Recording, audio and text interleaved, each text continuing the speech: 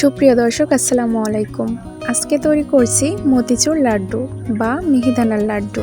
সাধারণত এই লাড্ডুগুলা তৈরি করা হয় ছোট ছোট বুন্দিয়া তৈরি করে, কিন্তু আজকে আমি তৈরি করে দেখাবো একটু ভিন্নভাবে। বাসাতে তৈরি করলেও এই লাড্ডুগুলা খেতে একদম দোকানের মতো।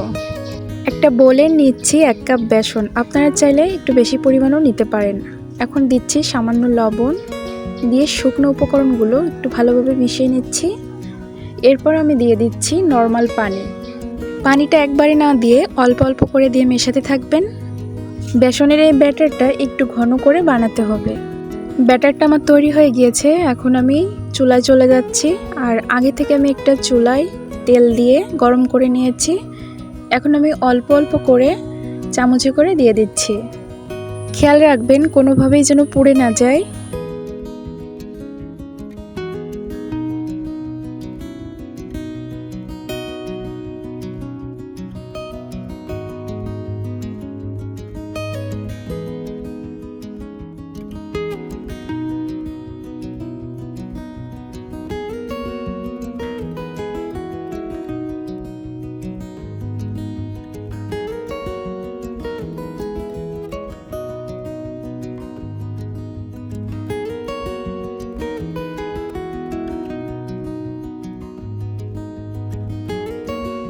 আমার এগুলো ভাজা হয়ে গিয়েছে, এখন উঠিয়ে নিচ্ছি।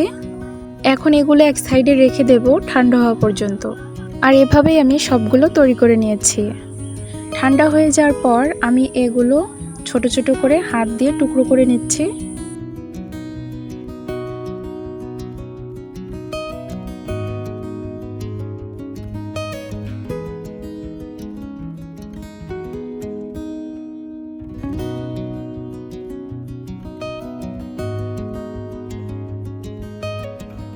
সবগুলো আমি হাত দিয়ে ছোট ছোট করে নিয়েছি। এখন এগুলা ব্লেন্ড করে নেব। আমার এগুলা ব্লেন্ড করা হয়ে গিয়েছে, দেখুন ঠিক এমন হবে।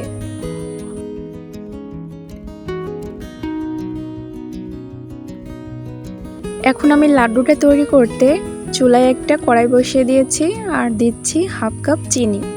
1/2 কাপ চিনির জন্য আমি এখানে দিচ্ছি 1 কাপ পানি। মিষ্টির পরিমাণটা আপনারা বাড়িয়ে কমে নিতে পারেন। এরপর 2টা এলাচ থেতো করে দিয়েছি, এতে করে একটা সুঘ্রাণ বেরিয়ে আসবে। শিরাটা ফুটতে শুরু করেছে, আর এই শিরাটা 1 তার বা 2 তার হবে না, জাস্ট একটু আঠালো হলেই হবে।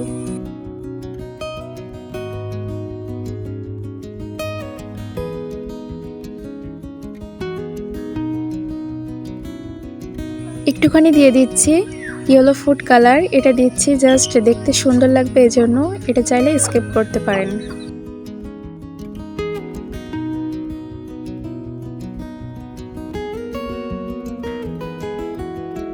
শিরাটা আমার প্রায় হয়ে এসেছে, এ পর্যায়ে আমি এলাচ দুটো উঠিয়ে ফেলে দিচ্ছি।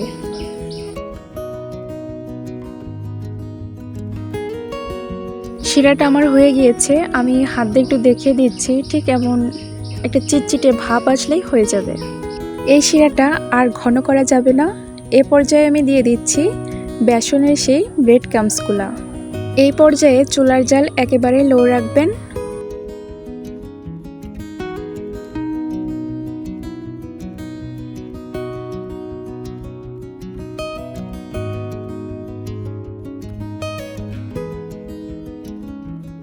এখন দিয়ে দিচ্ছি 1 চা চামচ ঘি, অবশ্যই এখানে ঘি ব্যবহার করার চেষ্টা করবেন।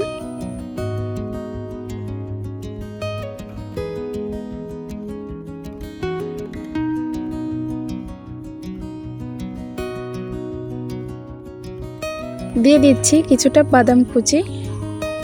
বাদাম কুচি দেওয়ার পর চুলার জালটা একেবারে বন্ধ করে দেব আর নাড়াচাড়া করে কিছুটা ঠান্ডা করে নেব। একদমই ঠান্ডা করা যাবে না, গরম থাকতে থাকতে এটা লাড্ডু তৈরি করে নিতে হবে।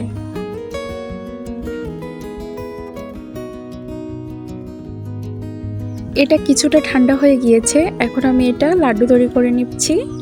দেখতেই পারছেন লাড্ডুটা তৈরি করা কতটা সহজ, আর এই লাড্ডুটা দোকানের লাড্ডুর থেকে খেতে কোনো অংশে কম না। সহজ উপায়ে দেখানোর চেষ্টা করেছি, আশা করি আপনাদের ভালো লাগবে।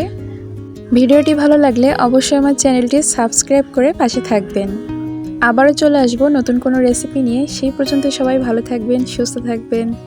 আসসালামু আলাইকুম।